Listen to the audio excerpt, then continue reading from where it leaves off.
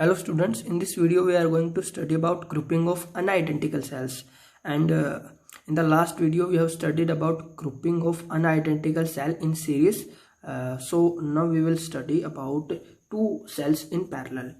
So देखिए, let two cells of EMF E1 and E2 and internal resistance R1 and R2 are connected in parallel. Let V be the potential difference across them and I1 I2 is the current from the cells. सो यहाँ पर हमारे पास देखिए दो sales है, ये पहला cell है, ये हमारे पास दूसरा सेल है। जो फर्स्ट सेल है उसका EMF है E1 और इंटरनल रेजिस्टेंस है R1। जो सेकंड सेल है उसका EMF E2, internal resistance R2। यहाँ पर जो फर्स्ट हमारा सेल है इससे I1 करंट फ्लो कर रहा है और जो सेकंड करंट है इससे I2 करंट यहाँ पर निकल रहा है। सो टोटल यहाँ पर जो है I1 और I2 मिलके यहाँ पर हो जाता है I, और ये जो I करंट है जो भी हमारा एक्सटर्नल सर्किट यहाँ पर होगा उससे फ्लो करके वापस इतना ही करंट जो है यहाँ पर आ जाएगा। फिर इस साइड जाएगा यहाँ पर पहले सेल के अंदर I1, क्योंकि एक सेल से जितना करंट निकलता है उतना ही करंट उसमें से एंटर करता है, तो I1 करंट इसमें चला जाएगा और I2 करंट इसमें चला जाएगा। अब देखिए, सिंस ये पैरेलल में कनेक्टेड है और आपको पता है पैरेलल में पोटेंशियल डिफरेंस जो होता है वो सेम होता है। सो जो पोटेंशियल डिफरेंस इस सेल के अक्रॉस होगा, इस सेल का होगा, वही पोटेंशियल डिफरेंस यहाँ पर इसके अक्रॉस होगा। सो पोटेंशियल डिफरेंस जो है वो यहाँ पर सेम होगा। ठीक है, तो यहाँ पर पोटेंशियल डिफरेंस जो है हम निकालते हैं। So first of all I equals to I1 plus I2। यहाँ पर जो I है वो I1 और I2 के बराबर है। एंड फॉर फर्स्ट सेल के केस में हम यहाँ पर कह सकते हैं कि भाई ये जो पोटेंशियल डिफरेंस होगा ये कितना होगा, this will be E1 minus I1 R1, because we have formula that V equals to E minus IR, and here E1 is the potential EMF of first cell, I1 is the current flowing from the first cell, and R1 is the internal resistance of the cell. So from here we will find I1, and I1 will be I1 is equals to E1 minus V divided by R1. Consider this is equation second. Now for second cell, so in the case of second cell, here potential difference will be E2 minus I2 R2, because E2 is the EMF of the cell and I2 is the current flowing from the cell and R2 is the internal resistance. Now from this equation we will find I2. So from here I2 will be E2 minus V divided by R2. Consider this is equation 3. Now from equation 1, 2 and 3 we will put the values of I1 and I2 from equation 2 and 3 in equation 1. तो यहाँ पर देखिए, यहाँ पर जो हमारा total current है वो कितना हो जाएगा। So putting the values of I1 and I2 in equation first, and here I is equals to E1 minus V divided by R1 plus E2 minus V divided by R2. So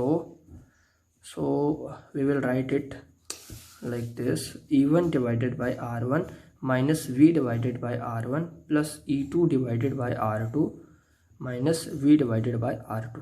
ठीक है, मैंने ये जो इनका LCM है इनको separate करके लिख लिया। तो यहाँ पर देखिए, मैं इसको रीअरेंज करके इस तरह से भी लिख सकता हूँ।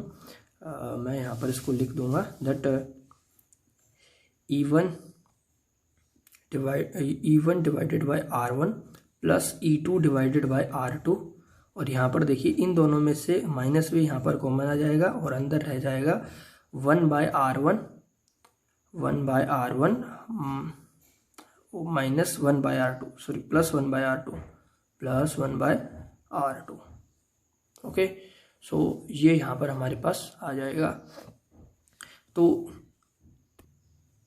यहाँ पर हम इनका एलसीएम ले लेते हैं, और एलसीएम लेंगे तो हमारा जो करंट है वो यहाँ पर हो जाएगा I इक्वल्स टू, यहाँ पर एलसीएम आ जाएगा R1 R2, सो R1 R2 E1 R2 plus E2 R1। यहाँ पर देखिए माइनस V, एलसीएम आएगा R1 R2 और ऊपर हो जाएगा R1 प्लस R2।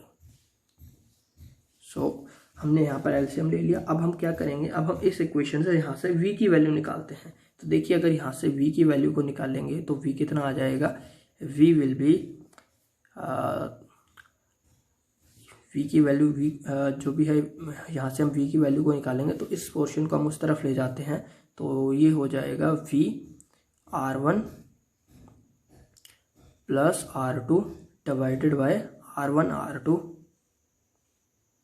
और यहाँ पर ये हो जाएगा is equals to E1 R1 plus E2 R2 divided by R1 R2। अब देखिए हमें v की वैल्यू निकालनी है, तो ये जो सारा फैक्टर है इसको इसके डिवाइड में ले जाएंगे। सो v will be E1 R1 plus E2 R2 divided by R1 R2। इसको मैं जब इसके डिवाइड में लेके जाऊंगा तो ये इधर आ जाएगा डिवाइड में, दैट ये हो गया R1 plus R2 divided by R1 R2। तो R1 R2 तो यहाँ से कैंसिल आउट हो गया, और यहाँ पर जो हमारा v है इसकी वैल्यू कितनी आ जाएगी, और ये फैक्टर यहाँ पर मैंने मिस कर दिया, ठीक है, ये यहाँ पर आएगा -i, ठीक है, ये इधर आएगा तो ये माइनस का हो जाएगा। सो -i, साथ में ये जो फैक्टर है ये इसके भी डिवाइड में होगा। So divided by R1 plus R2 divide R1 R2, ठीक है। देखिए एक बार फिर से देखिए हमने क्या किया, हमारे पास इक्वेशन ऑफ करंट थी that I equals to I1 plus I2। हमने फर्स्ट और सेकेंड सेल के लिए टर्मिनल पोटेंशियल डिफरेंस निकाला, E1 minus I1 R1, E2 minus I2 R2। First से मैंने I1 की वैल्यू निकाली, सेकेंड इक्वेशन से मैंने I2 की वैल्यू निकाली, और I1 और I2 की वैल्यू को मैंने इक्वेशन नंबर 1 में यहाँ पर पुट कर दिया। So I equals to E1 minus V divided by R1 plus E2 minus V divided by R2। यहाँ पर फिर मैंने जो इनका एलसीएम इनको सेपरेट कर दिया। सो E1 divided by R1 minus V divided by R1 plus E2 divided by R2 minus V divided by R2। फिर मैंने EMF को यहाँ पर सेम रख लिया, एक साथ रख लिया, E1 by R1 plus E2 by R2, और यहाँ पर इन दोनों में से मैंने माइनस V को कॉमन ले लिया, तो अंदर रह जाएगा 1 by R1 plus 1 by R2। इसके बाद यहाँ पर एलसीएम लिया है हमने, ठीक है, R1 R2 एलसीएम आ जाएगा, और इसके बाद मैंने यहाँ से जो V है, ये वाला जो पोर्शन है, इसको मैं इधर लेफ्ट हैंड साइड ले गया हूँ, और जो I है इधर राइट हैंड साइड आ गया, ठीक है। तो यहाँ से मुझे v की वैल्यू निकालनी है, तो मैंने v की वैल्यू यहाँ से निकाल ली।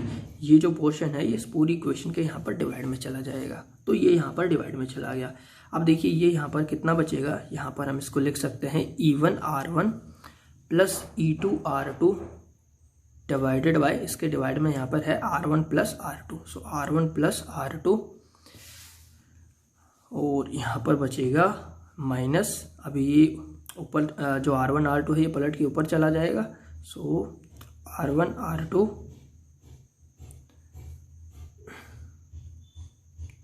Divided by R1 plus R2 into में I।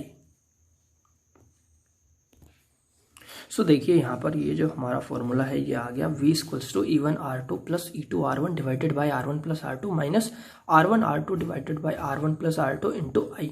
अब इसको हम कंपेयर करते हैं कि भाई अगर हमारे जो दोनों सेल है, अगर हम इनको एक सिंगल सेल जिसका EMF हो E इक्विवेलेंट और जिसका इंटरनल रेजिस्टेंस हो R इक्विवेलेंट, जिसमें से I करंट फ्लो कर रहा है, उससे अगर हम भाई इसको रिप्लेस कर देते हैं, तो हम क्या करें, तो हम हमारे इस इक्वेशन को इससे कंपेयर कर सकते हैं। So terminal potential difference, equivalent EMF, और यहाँ पर ये इंटरनल रेजिस्टेंस हो गया इनटू करंट। तो यहाँ से हम कंपेयर करके पता कर सकते हैं कि E इक्विवेलेंट यहाँ पर कितना होगा। E इक्विवेलेंट यहाँ पर हो गया, E equivalent is equals to E1 R2 plus E2 R1 divided by R1 plus R2, ठीक है। साथ ही यहाँ पर जो R इक्विवेलेंट है एंड R इक्विवेलेंट यहाँ पर हो गया R1 R2 divided by R1 plus R2।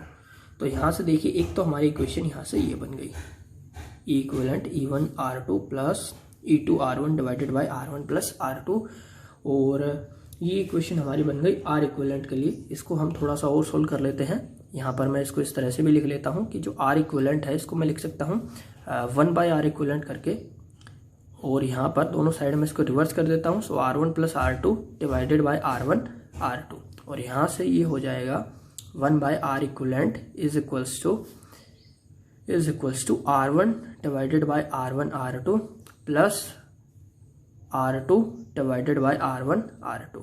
अब यहाँ पे देखिए, यहाँ पर R1 से R1 कैंसिल, यहाँ पर R2 से R2 कैंसिल, सो R इक्विवेलेंट हो गया 1/R equivalent is equals to 1/R1 plus 1/R2 और 1/R2 प्लस 1/R1।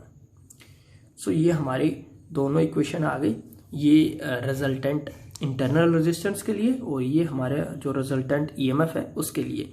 तो मतलब अगर आपके पास दो सेल्स है जो कि सीरीज में जो कि पैरेलल में कनेक्ट है और वहाँ पर अगर आपको उनका इक्विवेलेंट ईएमएफ निकालना है कि दोनों सेल को हटाकर अगर आप एक सिंगल सेल लगाना चाहते हो तो कितने ईएमएफ का वो लगेगा, तो ये आप फॉर्मूला यूज करोगे E1R1 plus E2R2 divided by R1 plus R2। और अगर आपको इंटरनल रेजिस्टेंस निकालना है तो जो फॉर्मूला जो हमारे एक्सटर्नल रेजिस्टेंस के केस में था बिल्कुल सेम वही फॉर्मूला है। अगर पैरेलल में कनेक्टेड है तो 1/R equals to 1/R1 plus 1/R2। ठीक है, तो ये हो गया हमारा एक इम्पोर्टेंट रिजल्ट। अब इसके साथ में हम एक और इक्वेशन ड्राइव करते हैं। हम क्या करते हैं, हम यहाँ पर डिवाइड कर देंगे इस इक्वेशन को इस इक्वेशन से। ठीक है, इन दोनों इक्वेशन को हम एक साथ डिवाइड करते हैं। R इक्विवेलेंट को हम इक्विवेलेंट से डिवाइड करते हैं। सो इन दोनों इक्वेशन को यहाँ पर हम डिवाइड करते हैं। So divide equivalent by R equivalent. देखिए, जब हम यहाँ पर दोनों को डिवाइड करते हैं तो यहाँ पर हमें रिजल्ट मिलेगा E equivalent divided by R equivalent which will be equivalent है हमारा E1 R2 plus E2 R1 divided by R1 plus R2। वहीं R इक्विवेलेंट है R1 R2 divided by R1 plus R2। तो यहाँ पर देखिए, ये फैक्टर तो नीचे कैंसिल हो गया, यहाँ पर हमारा बच गया E1 R2 plus E2 R1 divided by R1 plus R2। और इसको अभी हम अलग अलग डिवाइड में लिख लेते हैं। सो E1 R2 डिवाइडेड बाय ये यहाँ पर मल्टीप्लाई में आएगा, ये जो प्लस वाला फैक्टर है तो यहाँ पर कैंसिल आउट हो गया है। सो अलग अलग डिवाइड में यहाँ पर लिख लेते हैं R1 R2 plus E2 R1 divided by R1 R2। अब यहाँ पर R2 कैंसिल आउट हो गया, यहाँ पर R1 कैंसिल आउट हो गया, तो हमारा जो रिजल्ट है वो क्या हो गया, E equivalent divided by R equivalent is equals to E1 by R1 plus E2 by R2। ये हमारा यहाँ पर रिजल्ट आ गया। ठीक है, तो ये भी इसका एक इम्पोर्टेंट रिजल्ट है। ठीक है, ये भी आप यहाँ पर यूज कर सकते हैं। So for n cells in parallel, अगर इस तरह से जो हमारा दो सेल हमने कनेक्ट किए हैं, अगर हम दो से ज़्यादा सेल्स को पैरेलल में कनेक्ट कर देते हैं तो जो हमारा फॉर्मूला है वो क्या बन जाता है, तो भाई वहाँ पर हमारा जो ये जो फॉर्मूला है ये बन जाएगा 1 E equivalent divided by R equivalent is equals to E1 by R1 plus E2 by R2 plus इस तरह से हम इसको लिख सकते हैं up to EN by RN। और ये तब हमारा वहाँ पर रिजल्टेंट जो फॉर्मूला है वो बन जाएगा। वहीं अगर हम बात करें R इक्विवेलेंट की, तो R इक्विवेलेंट के केस में ये फॉर्मूला जो है वो रहेगा 1/R equivalent equals to 1/R1 plus 1/R2 plus up to 1/RN। इस तरीके से हमारे पास कितने भी सेल्स हो जो कि सीरीज में पैरेलल में कनेक्टेड है, तो वहाँ पर हम उनका इंटरनल रेजिस्टेंस निकाल सकते हैं और साथ में हम इंटरनल रेजिस्टेंस हमें पता है तो वहाँ पर हम E इक्विवेलेंट भी निकाल सकते हैं। So this is all for today and thank you for watching this video.